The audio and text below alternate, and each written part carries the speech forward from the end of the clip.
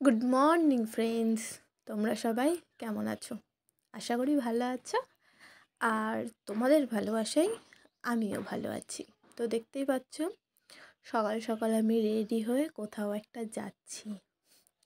তো কোথায় যাচ্ছি সেটা তো তোমাদের সাথে শেয়ার করবই। তো তার আগে একটা কথা বলি, তো ভিডিওটা যদি ভালো লেগে থাকে তাহলে একটু লাইক কমেন্ট শেয়ার করে দিও। আর কোথায় যাচ্ছি, কেন যাচ্ছি, কি আছে সেখানে, সেটা দেখতে হলে কিন্তু পুরো ভিডিওটা দেখতে হবে। তো চলো, তারপরে এই যে আমি টোটোতে বসে পড়লাম, আর টোটোতে বসে সোজা কিন্তু চলে আসলাম স্টেশনে।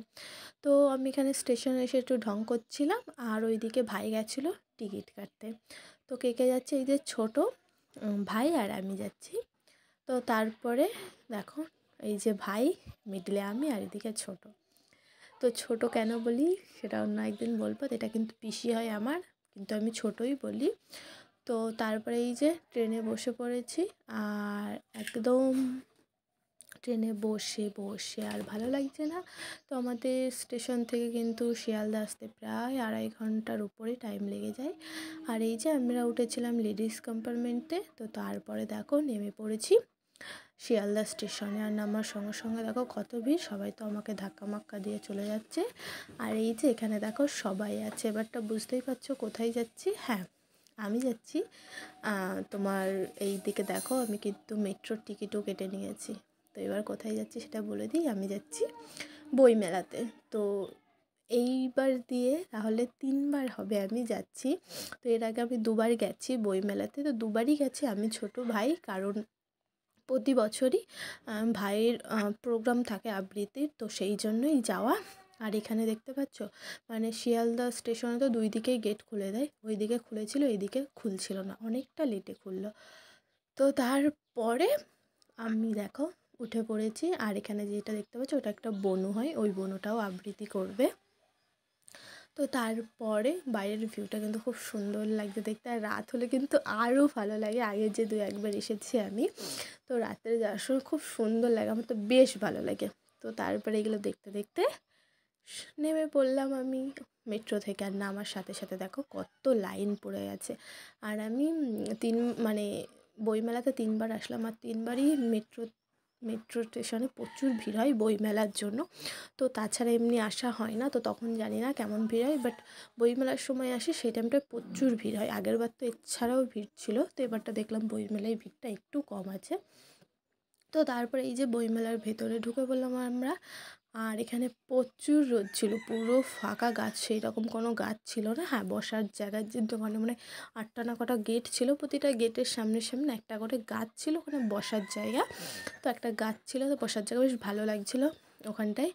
আর এই যে SBI দেখছো, তো এই মঞ্চটাতেই হবে ভাইয়ের প্রোগ্রাম।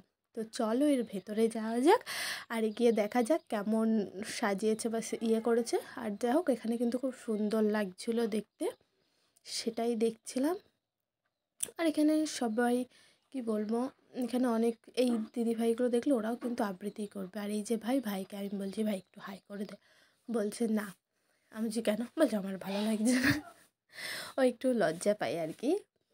আর অন্য টাইমে কিন্তু আমার সাথে খুব দুষ্টুমি করে। আর যখন আমি ফোন ক্যামেরাটা অন করি, আমরা ভাগ্য দেবীর যজ্ঞ বেদির দীপ্ত বলিদান, যখন লক্ষ্মী দেবী স্বর্গে ওঠেন আমরা বসি নীলাকাল। আর এটা ছিল ভাইদের ম্যাম, তো উনিও কিন্তু খুব সুন্দর আবৃত্তি করে। তো সেটাই আবৃত্তি শেয়ার করতো। তো তারপরে এই যে ভাইয়ের প্রোগ্রাম হয়ে গেল। তো ভাইয়ের প্রোগ্রাম কেমন হয়েছে তোমরা জানিও, মানে ও আবৃত্তি করছিলো কেমন লেগেছে তোমরা জানিও। তো তারপর ওখান থেকে বেরিয়ে এই যে বললাম একটা গাছ আছে, তো ওই গাছের নিচে বসলাম। এই গাছটার জায়গাটা কিন্তু খুব সুন্দরভাবে বাঁধানো।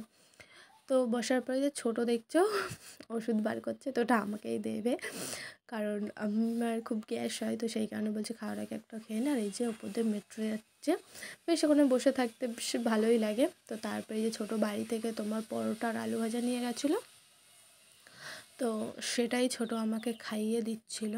তো আমাকে সবাই কিন্তু খাইয়ে দেয়, তোমরা প্রতিটা ভিডিওতে খেয়াল করবে যে সবাই কম বেশি আমাকে খাইয়ে দেয়। তো তারপর ওখানে বসে বসে একটু খাওয়া দাওয়া করে নিলাম, কারণ তোমরা হয়তো আগেও শুনেছো যে আমি বাইরের খাবার খুব একটা খাই না, বাট বাইরে বেরোলে তো সবসময় তো আর বাড়ির খাবার নিয়ে যাওয়া পসিবল হয় না। তো সেই কারণে কিছু সময় খেতে হয়। তো খাওয়া দাওয়া করে এই যে বই দেখতে আসলাম, তো বইটা দেখে তো চলে আসলাম ফুচকা খেতে। কি বলবো, প্রচণ্ড বাজে ছিল ফুচকাটা খেতে। মানে আমাদের এখানে এত বাজে ফুচকা আমি কোনোদিনও খাইনি, কিন্তু সবাই বলে কলকাতার ফুচকা ভালো, বাট এর আগে আমি খেয়েছি ওই 2-1 বার, তো ভালো লেগেছে। কিন্তু এইটা পুরো মনে হলো লবণ জল আর আলু সিদ্ধ এরকম একটা ব্যাপার ছিল ফুচকাটাই। তো তারপরে এই যে এটাই হচ্ছে মেন মঞ্চ তোমার জাগো বাংলা। তো এই যে মঞ্চটা দেখছো, ওখানে আগের বার ভাই প্রোগ্রাম করেছিল, আর ওখানে কিন্তু যে সিঙ্গারগুলো আসে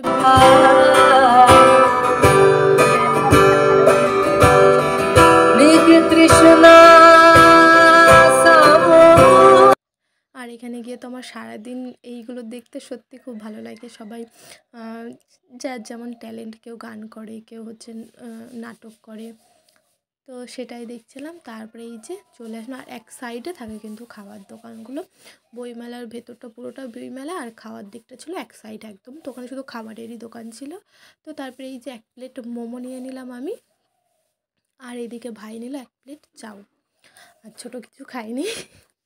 তো এইগুলো আমরা খাওয়া দাওয়া করে নিলাম। তো খাওয়া দাওয়ার পর হ্যাঁ, শুনেছিলাম যে আবিরদা আসবে, তো আস্তে আস্তে দেখা হয়ে গেল। আর আমি এটাই বলছিলাম, বা কি ফর্সা। তো যাই হোক, তো আর এই যে এখানে আছে ব্যঙ্গমা আর ব্যঙ্গমীর। তো এই ব্যঙ্গমা আর ব্যঙ্গমীরের হচ্ছে কি না ইন্টারভিউ হচ্ছিল, বেশ ভালো লাগছিলো তো ওদের কথাগুলো শুনতে। তো তারপর দেখো এবারটা কী বলবো, এবারটা সত্যি বইমেলাটা একটু ফাঁকা আছে তো অন্য বাইরের তুলনায়। তো যাই হোক, ফাঁকা থাকলে মানে ভিড়টা কম আছে আর কি। আর এখানে প্রচুর বইয়ের স্টল আছে। আর তোমরা কারা কারা বইমেলাতে এসেছো সেটা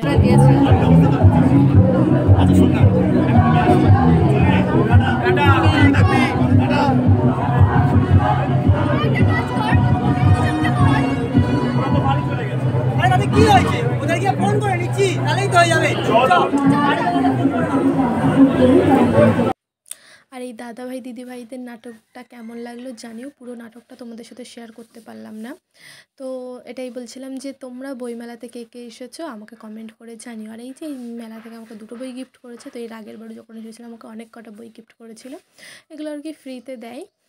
তো তারপর ওখান থেকে বইমেলা থেকে বেরিয়ে গেলাম, আর মেট্রো স্টেশনে এসে দেখো তোমাদের দেখাচ্ছিলাম বইমেলার ইয়েটা কত সুন্দর লাগছে। তো তারপরে চলো, এই যে মেট্রো চলে এসেছি আর আমরা উঠে পড়েছি। তো বাইরের ভিউটা দেখতে দেখতে দেখতে দেখতে আমি এবার সোজা চলে যাবো শিয়ালদা স্টেশনে। আর এখানে আমি পাশে ছোটোর ঘাড়ে হাত দিয়ে বসেছিলাম। তো তারপরে দেখো শিয়ালদা স্টেশনে চলে এসেছি। তো আমরা কিন্তু বাইরে দিয়ে নামিনি, আমরা ভেতর দিয়ে নেমেছিলাম। তো নামার পরে বাইরে এসেছিলাম একটা চটি কিনতে, তো সেটা তোমাদের সাথে শেয়ার করলাম না। তো তারপরে এই যে দৌড়ে ট্রেনে উঠলাম, আর যাওয়ার সময় কেমন ছিলাম, আসার সময় চোখ মুখের অবস্থাটা কেমন হয়েছে সেটাই তোমরা দেখো।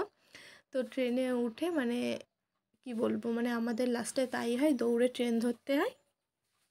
তো যা হোক, দৌড়ে ট্রেনটা ধরতে হতো না, ওই যে আমি একটা চটি কিনতে গেলাম, তো সেই কারণে লেট হয়ে গেল। তো তারপরে দেখো আমি চলে এসেছি আমাদের স্টেশনে নামবো, আর ট্রেনটার ভেতরে দেখো কেউ নেই, ওই কোনায় একটা দিদি বা বোন বসে আছে, আর এখানে ছিলাম আমি, ছোট আর ভাই। আর চোখ মুখের অবস্থা খুব খারাপ। তো অনেকটা রাত হয়ে গেছে, আর গেলে পরে আসার সময় সত্যি অনেকটা রাত হয়ে যায়। ট্রেনটা দেখো হচ্ছে পুরো ফাঁকা ছিল। তো চলো এবার বাড়ির দিকে যাওয়া যাক।